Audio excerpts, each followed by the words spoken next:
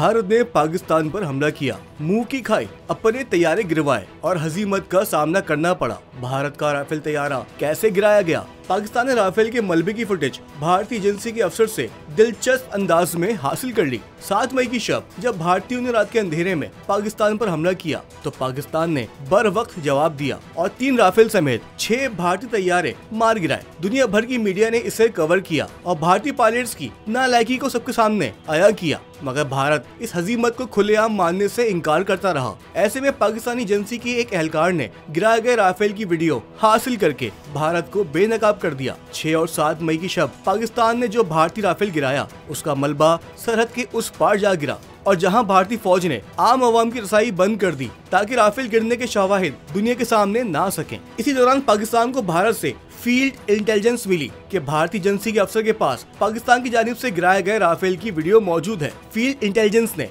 इस भारतीय एहलकार का रैंक और नंबर भी शेयर किया। पाकिस्तानी इंटेलिजेंस एहलकार ने भारतीय एहलकार को फोन किया और कहा कि मैं एक इंटरनेशनल मीडिया का नुमाइंदा हूं और तबाहशुदा भारतीय राफेल की वीडियो अपने इदारे के लिए लेना चाहता हूं। इसके लिए बाकायदा अदायगी भी की जाएगी। हैरतअंगेज तौर पर भारतीय एहलकार ने 50,000 के एवज वीडियो इस पाकिस्तानी एहलकार को दे दी और साथ साथ भारतीय अफसर ने इस बात की गारंटी भी दी कि ये वीडियो असल में राफेल तैयारे के मलबे की ही है।